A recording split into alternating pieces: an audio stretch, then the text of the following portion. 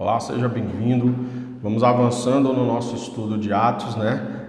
Hoje a gente vai falar sobre um episódio que acontece, é um interstício, né? Porque o que acontece?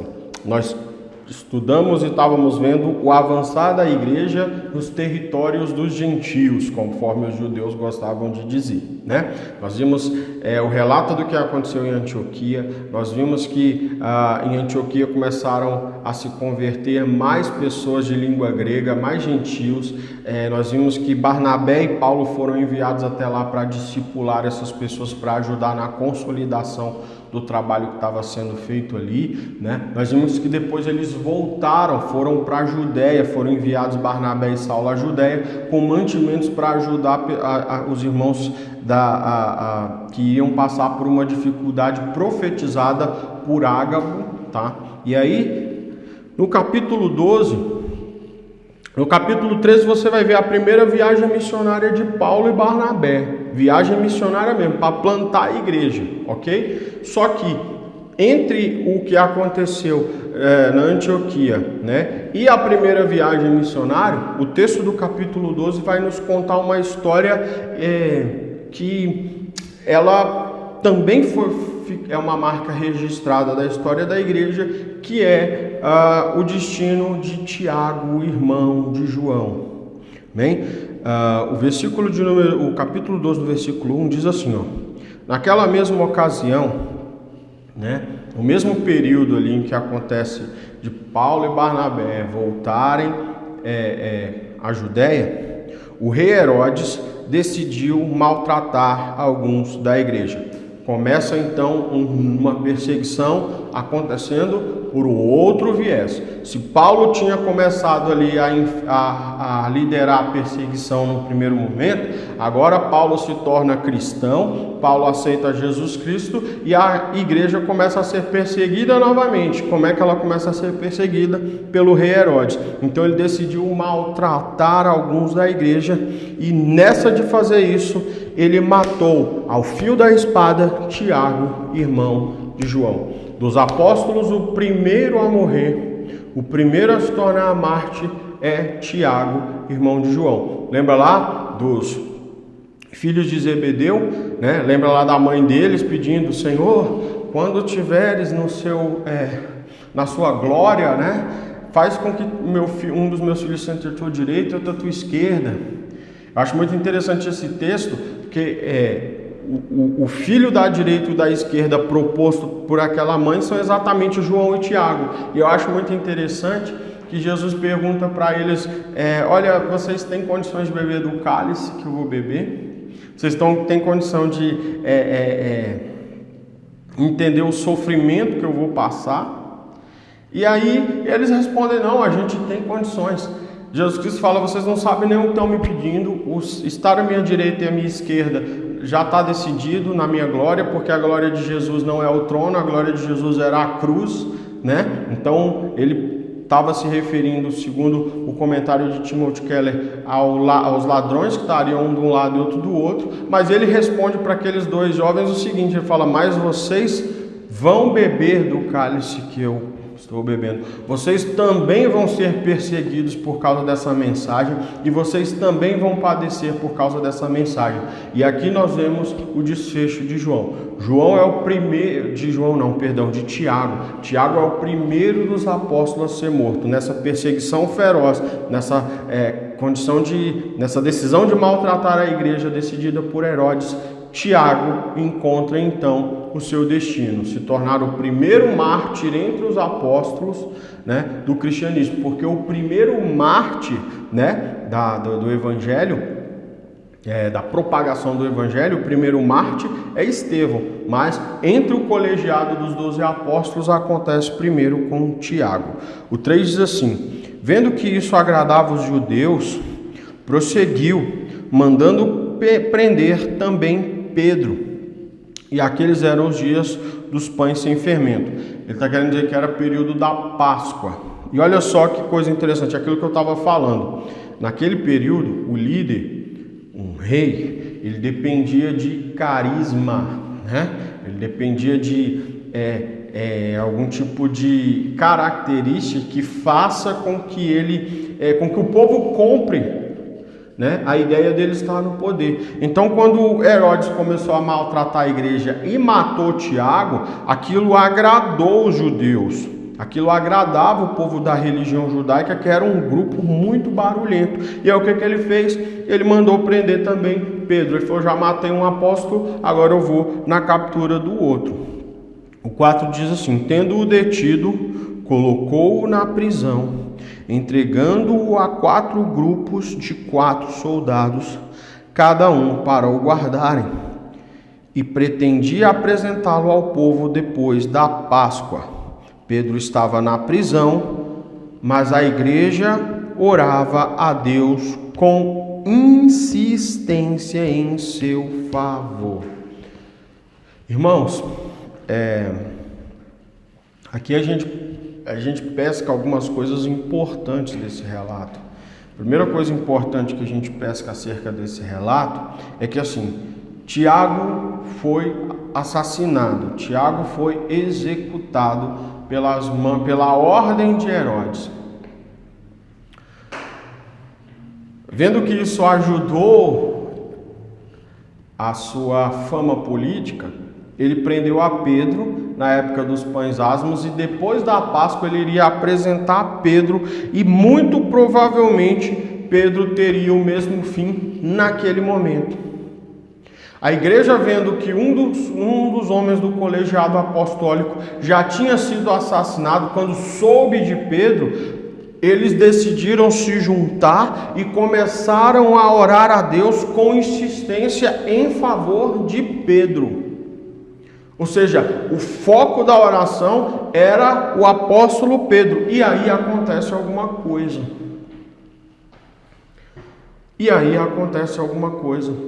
Essa insistência em oração em favor de Pedro vai gerar um tipo de resultado. O texto diz assim: quando Herodes estava para apresentá-lo, naquela mesma noite, Pedro estava dormindo entre 2 soldados, algemado com 2 correntes, e as sentinelas guardavam a prisão diante da porta. Ele estava fortemente cuidado, estava fortemente custodiado. E aí presta atenção: de repente veio um anjo do Senhor, e uma luz resplandeceu na prisão, e ele tocou o lado de Pedro e o despertou. Pedro está lá dormindo, e aí um anjo aparece, e uma luz resplandece ali na prisão, e ele toca Pedro no lado assim, provavelmente aqui, e Pedro desperta. E ele diz: levanta-te depressa. E as algemas caíram dos seus pulsos. E o anjo ainda lhe disse: coloca as tuas roupas e calça as tuas sandálias. E ele assim fez. E disse-lhe mais: põe a tua capa e segue-me. Ao sair, Pedro o seguiu sem compreender o que estava acontecendo. Por meio do anjo era real. Ele não sabia se aquilo que estava acontecendo era uma visão. O texto diz assim: pois pensava tratar-se de uma visão.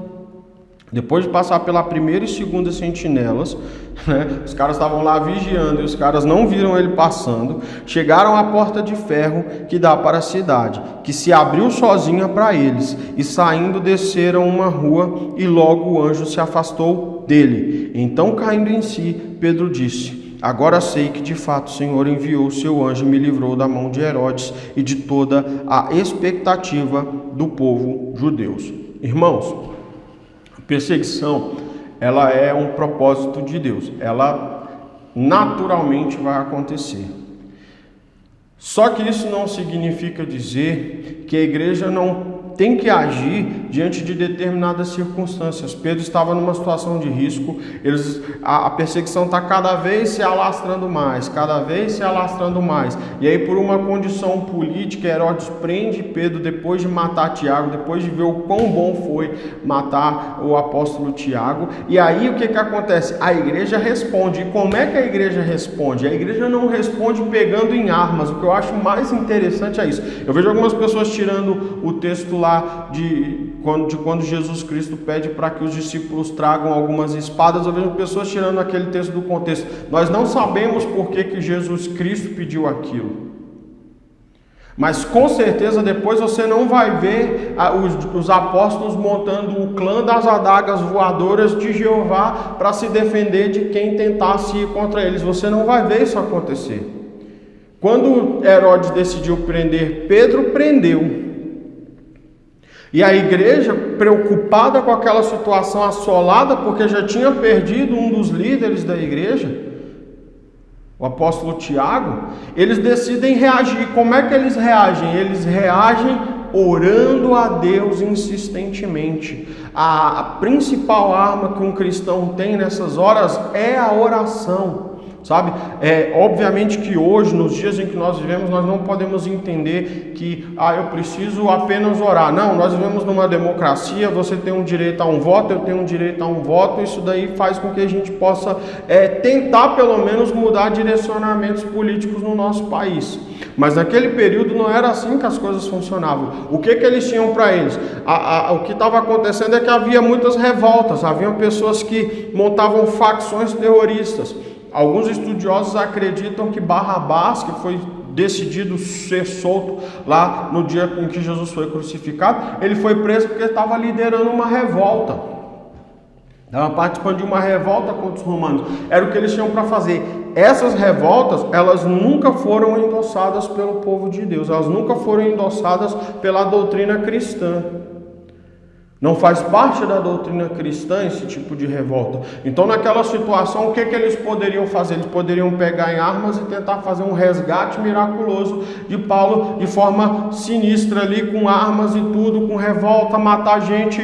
Mas eles decidiram fazer uma coisa muito melhor. Eles decidiram orar. E quando eles decidiram orar, o Senhor podia ter deixado. Se fosse o propósito de Deus que Pedro morresse pelas mãos de Herodes naquele momento, aconteceria. Só que aí não foi isso que aconteceu. A oração da igreja insistente em favor de Pedro gera outro resultado. E qual é o resultado que gera?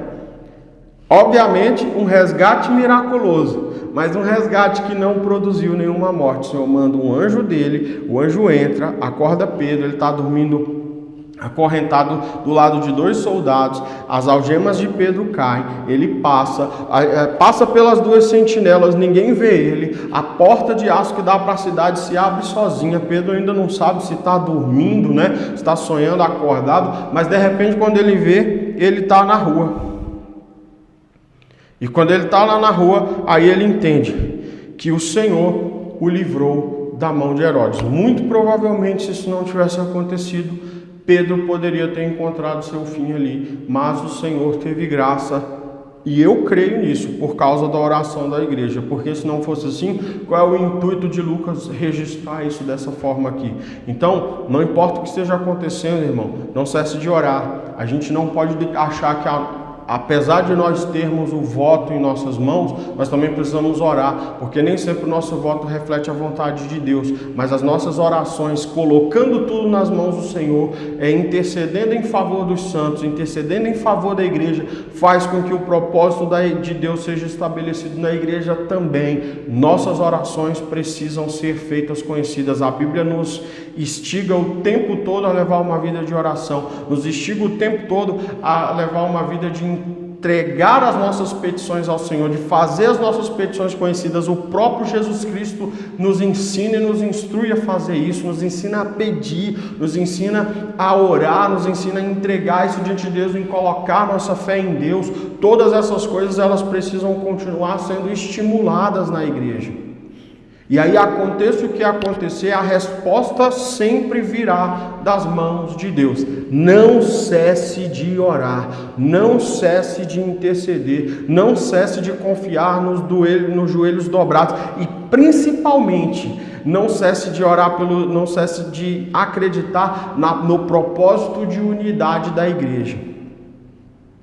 Quando não acontecer do jeito que nós oramos, o que a gente precisa entender é que nós estávamos talvez uns nós produzimos unidade um com o outro, mas talvez não produzimos com Deus, e aí a gente só se alinha ao propósito de Deus, igual Davi. Davi orou pelo seu filho que adoeceu ali, fruto de adultério, orou durante muito tempo, vestiu o pano de saco, rasgou suas vestes reais, abriu mão de sua coroa, passou ali todo o período orando. Quando chegou o mensageiro e disse que o menino morreu, ele entendeu que aquele não era o propósito de Deus, ele fez o que ele podia fazer, e aí a Bíblia diz que ele tomou banho e foi lá e se deitou com a sua esposa para consolá-la. Amém? Nós precisamos entender esses propósitos. O texto continua e diz assim, depois de refletir nessas coisas, dirigiu-se à casa de Maria, mãe de João. Esse João aqui é o João Marcos, que escreveu o texto, o Evangelho segundo Marcos. Ele é um discípulo de João, ele se torna um discípulo importante do apóstolo Pedro. Inclusive, essas informações a gente tem nos relatos dos pais da igreja acerca de João. Mãe de João, também chamado Marcos, onde muitas pessoas estavam reunidas e oravam. Quando ele bateu na porta do pátio, uma criada chamada Rode saiu para atender. Reconhecendo a voz de Pedro, não abriu o portão por causa da alegria, mas correndo para dentro anunciou que Pedro estava do lado de fora do portão. E lhe disseram: "Estás louca?" Ela, porém, insistia. Mas eles disseram: "É o anjo dele." Olha que coisa engraçada que acontece aqui. Pedro bate a porta, aí vem a moça para abrir o portão. Quando ela reconhece a voz de Pedro, ao invés de abrir o portão e dar um abraço dele, ela corre para dentro de casa, deixa o Pedro lá do lado de fora, entendeu? Para falar: Pedro está batendo no portão. E aí o povo não acredita, porque para eles parecia que Pedro era o fim dele. Ele estava muito bem preso, entendeu? Ele estava muito bem seguro, e o desfecho de Pedro seria a morte. Então o que eles falam? Não é ele, é o anjo dele. O que significa? Eles estão basicamente querendo dizer, em outras palavras, Pedro provavelmente já foi executado, e ali é o espírito dele que está aparecendo para a gente, assim como aconteceu com o Senhor Jesus. E aí o versículo 16 diz assim: "Porém Pedro continuava a bater, e quando abriram, eles o viram e ficaram espantados. Mas acenando-lhes com a mão para que fizessem silêncio, ele lhes contou como o Senhor o havia tirado da prisão e disse: Anunciai isso a Tiago e aos irmãos. E saindo, partiu para outro lugar. Logo que amanheceu, houve grande tumulto entre os soldados sobre o que teria acontecido a Pedro. Eles o procuraram, mas não o encontraram. Então Herodes interrogou as sentinelas e mandou que fossem executadas. E descendo da Judéia para Cesareia, Herodes ficou ali durante algum tempo." E aí o que vai acontecer? Agora você vai ver o fim de Herodes. Você vai ver como Herodes morreu. O texto diz assim: Herodes estava furioso com os habitantes de Tiro e Sidom, mas estes foram à sua presença de comum acordo, depois de conquistar o apoio de Blasto, o camareiro do rei. Eles pediam paz, porque a sua terra dependia do país do rei para abastecer-se. No dia designado, Herodes, vestido de trajes reais, sentou-se no trono e passou a dirigir-lhes a palavra. Então está acontecendo uma negociação. Tiro e Sidom não eram do reduto ali de Israel, né? Inclusive onde Jesus Cristo encontra a mulher cirofenícia, né, lá que pediu ajuda por causa da filha dela. A Bíblia diz que Jesus está nesse lugar, e ele está nesse lugar porque não queria ser incomodado pela multidão. Então ele estava num lugar onde a multidão não sabia muito bem quem ele era, ele queria se livrar um pouco daquele assédio todo. E aí o que acontece? Provavelmente Herodes estava querendo entrar em batalha com aquele povo. Então aquele povo vai negociar um acordo de paz, porque dependiam economicamente que houvesse paz entre o país de Herodes e o povo deles, para que eles pudessem não ter problemas econômicos. E diante dessa situação de negociação, olha o que acontece. Herodes está lá pronto, sentado no trono, passou a conversar com eles, e aí dizia: o povo exclamava: "É a voz de um Deus e não de um homem." Olha que coisa interessante. uma idolatria. As pessoas, ele começa a falar, e quando ele começa a falar, as pessoas o idolatram, as pessoas estão diante dele o idolatrando como se ele fosse o próprio Deus, como se ele tivesse o poderio do Deus. Tudo isso são conchavos políticos, né? A gente precisa começar a compreender isso direito. O alvo da nossa adoração é Deus, o alvo da nossa adoração é o propósito de Deus e não os homens. Então eles começaram ali a idolatrar aquele homem, e aí acontece uma coisa muito interessante. O texto diz assim, ó: no mesmo instante, o anjo do Senhor o feriu, porque não deu glória a Deus. Presta atenção nisso. O povo começou, olha só que coisa tremenda isso aqui. O povo começou a dar adoração a ele.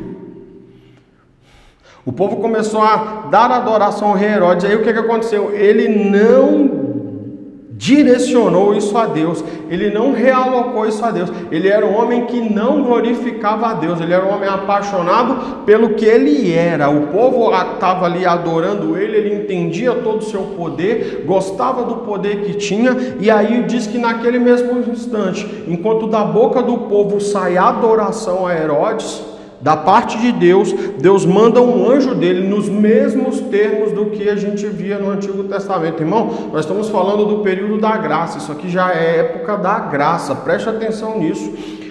No mesmo instante, o anjo do Senhor o feriu, e fez isso por quê? Porque ele não deu glória a Deus, e comido por vermes, morreu. Aqui a gente consegue entender que provavelmente ele ficou doente depois disso aí. E a doença que ele teve fez com que ele fosse comido por vermes. Isso aconteceu porque ele não vivia uma vida de glorificar a Deus. Ele não vivia uma vida de adoração a Deus. O povo estava adorando, o povo já estava direcionando ele como um Deus. Talvez muito mais por uma questão de jogo político.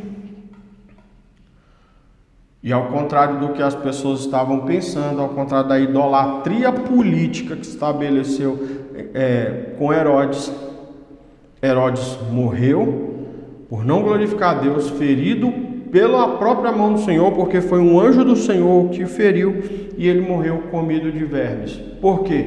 Porque não glorificou a Deus. Contudo, a palavra de Deus crescia e se multiplicava. E havendo concluído sua missão, Barnabé e Saulo voltaram de Jerusalém, levando consigo João, também chamado Marcos. E aqui a gente vai estabelecer, o final do texto estabelece a primeira parceria importante que nós vamos trabalhar nos próximos textos.